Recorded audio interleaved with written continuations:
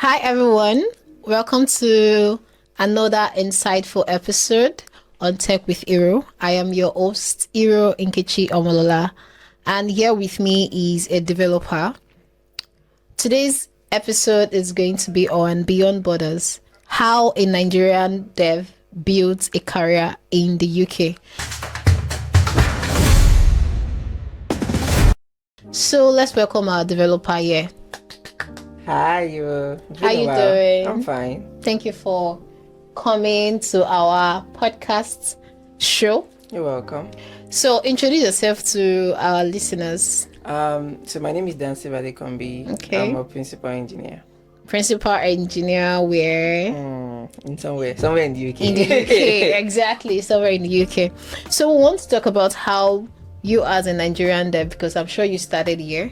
Yeah, right? So how you as a Nigerian dev, you built your career in the UK, you're able to get job and all of that, because we get this information here and there. It's not easy over there, getting a job as a tech person and all of that. So we want to learn from you, get some insight and maybe tips on how people going there or people that are there already can, get their footings in the tech space in UK.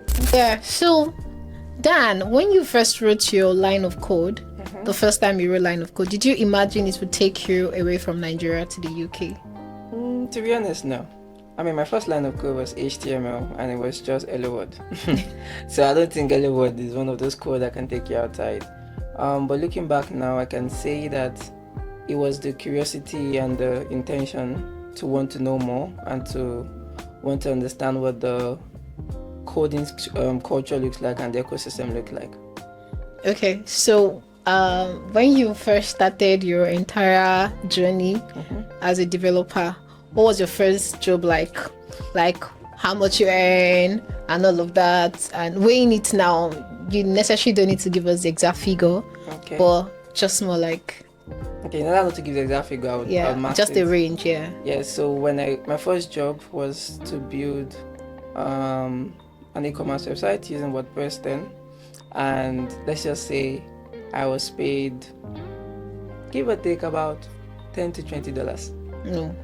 Yeah, so your first job here in Nigeria? Yes. I mean, I'm just giving the value in dollar, but to treat it in naira is about, let's just say, 10,000 to 15,000 naira. A big boy then. Like the money looked big. Trust me, it was the web hosting company and everybody that took it. I was just excited to want to do the job. Okay. And the first official job I had after school, I think it was about 50 to 70,000 monthly. Okay. So compare it to now. I mean, I would say I've grown. Okay. As a principal dev, anyways. So. But yeah, it's better now because I mean I can see the growth from 70,000 or 50,000 to where it is right now. I mean, I work in the UK, so it's a bit, the exchange rate might be a bit more favorable to me, but it's still about the same thing. There's been significant growth, obviously, because of the job title. I have worked in multiple roles. I've been a senior dev, mid dev, and I mean, we met as a developer. Yeah. Okay, so were there moments you thought you would never make it to a senior role when you started? Maybe you had felt then that I started something, I'm not sure I can even get there. Were there times you doubted yourself? You had that self-doubt, and what did you do to just push up? Many times. Because I think all dev has this imposter syndrome that we all do in the situation where let me give an example. When I was trying to get this particular job, because I went from a senior developer to a principal engineer, and when the offer came in and they told me to do the interview, I was really scared. I was scared not because I did not understand what it is, but the imposter syndrome came in, and I asked myself, is this something I can do? Am I a leader? Can I lead people? Can I understand? I think I get that. Yeah. Can I gather people to deliver a particular solution? And another thing I would say that really helped is support system. Having friends that can encourage you, having friends that can pinpoint what you can do and tell you that you can do it is very important. I would give credit to most of my friends because they were able to, And those friends, were they in tech too? Oh yeah, some of them are in tech, some of them are not in tech, some of them are designers. even as simple as having conversation with my dad saying, oh, somebody gave me this offer, is something I'm bothered about, is this something you think I can do? Especially with the fact that in the ecosystem where I'm working with the diversity in people, in religions and culture, you have to be careful to make sure that when you're leading people, you're leading them right. Okay. So sorry to ask this question. You mentioned you sometimes converse with your dad about a rule and all of that. Can we go back to what you studied in school? Yes. What did you study in school? I studied computer science in school. Okay. That says it all. But would it have been tech if it was not computer science you studied in school? Personally, I wanted to be a pilot. Oh. That's what I wanted to be. But because of the costs of the aviation school then, and the school was, I think there was only one school, I think in Zara or Mina, I can't remember then. Okay. But yeah, that was why I didn't become a pilot. Okay, so what skill made the biggest difference in your career climb? Was it the technical skill? Was it the soft skill? I think a bit of both. This as far as where the technical skill can take you to, but without the soft skills, you can't actually go to certain levels. There are so many good developers that would only be good developers because they can lead, right? Because they can write codes, they can ship things, but it's different for you to be able to write code and tell people how to write code and show people the vision. What has made me come to this place is more of the skills and the character, understanding how to relate to people. Understanding how to read people's emotions, because sometimes somebody is good but they have other things that they're bothered about, they are not able to deliver. It's not just how do we deliver, it is as a team, what do we want to get to and how can we achieve it together. Okay, thank you for that clarity. Do you feel being a Nigerian dev gives you a unique advantage in the UK tech system? Definitely. I feel like all Nigerian dev has a unique opportunity everywhere because of the resistance and the resilience that we do have. One of the culture shock I have working in tech in the UK is timing. Nigeria would like to do things really, really fast, right? And when I went to the UK and had my first job, they gave me my first ticket and they said the ticket was supposed to take 3 days. Honestly, I finished it in 2 hours and I was wondering, what am I going to do in the next remaining days? But I realized that they taking time is not necessarily because they don't know what they are doing, but they want to have proper documentation, proper compliance, proper governance. True. Because all of those things help. Nigerian don't even do that. We don't do that. Testing, stuff like that. They want Exactly. to just ship it fast. Exactly. True, you're right. So because of all of that, it made me understand that they are trying to build a product that can be consistent, a product that will stand the test of time, not just cheap, right? Faster.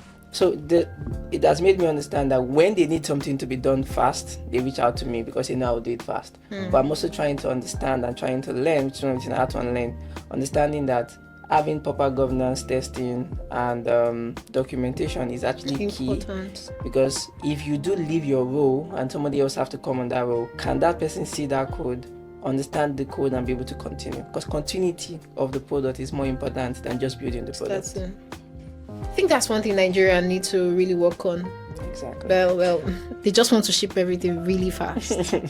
So what's your biggest shock moving from a Nigerian tech workplace to a UK? I know this one you mentioned is actually a shock. Yes, right. I would say another shock for me is going to be the diversity of people. Okay. Understanding that, when I was in Nigeria, I work with predominantly Nigerians, right? But going to the UK, having to work with other race, other kind of people, makes me understand what people prioritize, how they write their code, how they handle communications, how they handle conflict. This is a question where they ask every culture question. If there's a conflict, how do you handle it, right? There are different ways to handle it when it comes to being in an environment where there are different cultures that are accepted, and you might not really understand what the culture is, but you still need to be able to fit in. Thank you. So what's your top advice for dev dreaming of moving abroad? Do you think the abroad system is open for everyone, and what do you think they should do to fit in? And there's one thing whereby you're in Nigeria, you know how to get your jobs, you know how to get your way, you know how to just position yourself for opportunities. But how do they do that over there?